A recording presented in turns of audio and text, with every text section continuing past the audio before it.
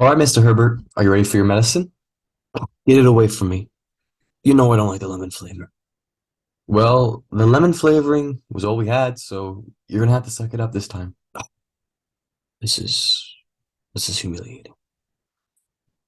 I used to be someone before I was ridden to this god-forsaken wheelchair. I was at the top of my field in forensic science. Worked on so many cases I can't even remember. Putting away every wannabe John Schneeberger and Donald Klein there was. Wow, that sounds interesting.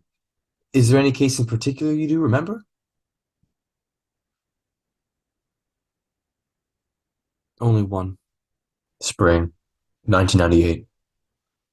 I was a lead forensic scientist at the University of Ottawa, where my team and I were faced with a task brought to us by the police department. Over the past few months, kids ages 2 to 13 living in Toronto were all falling ill, each of them experiencing a similar set of symptoms, followed by stroke-like episodes. Our team took blood samples from all over, the results somewhat inconclusive. You see, most of the patients had notably high blood pressure, but not enough for it to be hemorrhagic. Nor could we attribute the strokes to be ischemic. They all seemed healthy, but not enough cholesterol was in any of their bodies to cause blockage. Yet despite all these factors, they all seemed to suffer from these apparent strokes. We noticed from most of the police reports, however, that these children had felt an overwhelming sense of tiredness via lack of breath. So we thought it was metabolic. We decided to bring some of the kids in for tests, and what we found was shocking. MR spectroscopy revealed red, jagged lines of lactic acid built up in muscle tissue, brain tissue, kidneys, eyes, you name it. So many organs affected, and for a long time we thought it was a cancer. It wasn't, but it did explain a lot of the symptoms they were all experiencing. But what are the strokes? Not a lot died from this mysterious illness, but there were a few dead kids. And although that was very saddening for us, we were able to make best of the situation and use some tissue to analyze potential threats, potential causes. And what we found in the brain tissue is a deficiency in nitric oxide, which was an important retrograde neurotransmitter responsible for moderating blood flow throughout the neocortex. So, with lactic acidosis in mind, along with this deficiency in nitric oxide, we were able to chalk this up to potentially some kind of cause in the failure of the oxygenation of tissue, poor oxygenation of tissue, which led us to metabolism, which terrified us. Furthermore, all the organs that were affected by this lactic acid buildup were the most high functioning metabolic components of the body. So, if anywhere, this is where we're going to find the problem. Taking a look at the blood samples again, we notice completely normal oxygen levels, but an extremely high NADH concentration. Most cases with conditions like these means some kind of complication may have arose in the mitochondria, compromising a certain pathway. However, it was this lactic acidosis that made it seem all off. It could have been some form of mutation in the large enzyme complex making up the ETC, which would explain the poor oxygenation of the tissue, fatigue from impaired oxidative phosphorylation, and the NADH buildup inhibiting potential parts of the mitochondria. But you have to understand that the high energy electrons would have caused a buildup within complex 4, having it be unable to receive oxygen as a final electron acceptor, and so on the process goes. But that didn't completely explain the lactic acid buildup. You see, when ETC is compromised, and we saw that, aerobic respiration begins to break down in a way. ETC is not happening, nor is oxidative phosphorylation in the mitochondria. But at the same time, other processes would halt as well.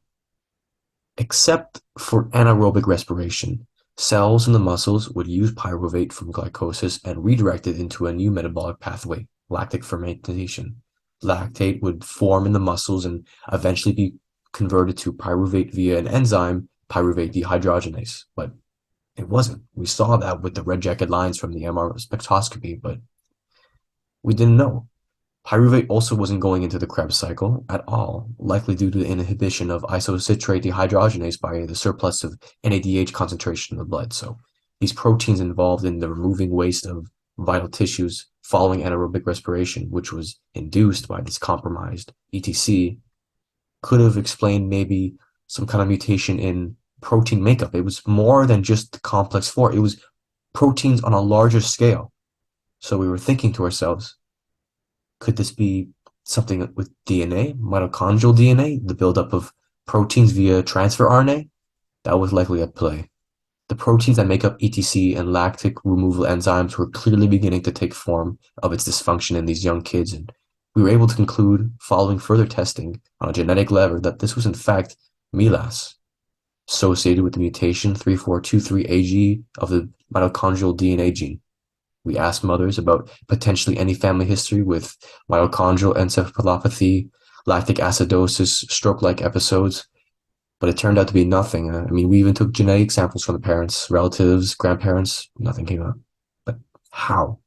How could there be so clearly a mitochondrial DNA mutation in these children, yet none in their family histories? I mean, you could argue that there was some kind of grand coincidence that the cells happened to mutate based on error alone, which led to a domino effect of awfulness, but it was MELAS. We saw it was MELAS in all of these kids.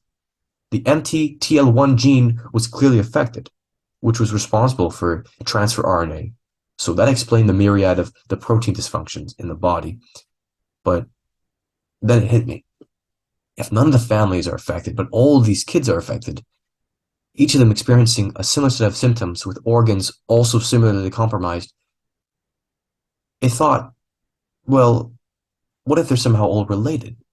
And if they're all related, that would may have meant that they all have the same mother, which would explain the mitochondrial DNA inheritance. I was determined at this point, and I mean, the loss of so many kids from this mysterious illness, it choked me ruthlessly with guilt. The better part of this investigation forcing me to turn to alcoholism, but that was beside the point. I ran some independent tests in the lab to see if the children were actually related to their parents. Turned out none of them. I asked if they were orphans, if they were adopted. No, parents were shocked. They didn't know about this. None of them were related to their quote unquote biological parents. Furthermore, I was able to conclude that each of the affected children, there were 11 at the time, excluding the 8 dead, they were all biological siblings. I took this to the police. In about 5 months, they were able to find the biological mother. Her name? Donna Hannings. Apparently, during the 1980s, she worked as a nurse who overlooked the incubation of newborns, having been employed by over 11 to 12 hospitals over the country.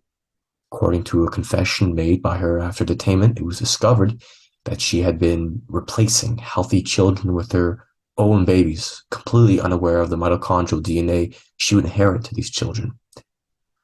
What she did with the real children, well, we didn't know, as before we were able to question her further, she collapsed to the ground, dying via cyanide poisoning in the hospital about an hour later. Investigators found cyanide capsules hidden beneath her mattress in her apartment, which would potentially explain this deliberate poisoning, suicide, if you will. Why she did this? Donna Hannings? I don't know. A lot of people chalk it up to mental illness, but I really couldn't care at that point. I was so entangled with the mystery of it all. It swallowed me whole, really. I was devastated and brought into a drunken mess that you see before you. It wasn't long until I quit, and many years have gone by, and decades even. I still remember it, all of it, haunting me. As for those 11 children, they're dead. Lives dwindling off in the past couple of years. MELAS is often fatal, with people dying on average 11 years after experiencing initial symptoms. Wow. I, I can't begin to feel your pain. It's all right. Thank you. I appreciate you listening to me, Mrs. Hannings. Jane Hannings. Well, let me go get your medicine. Hannings? Oh. Ooh.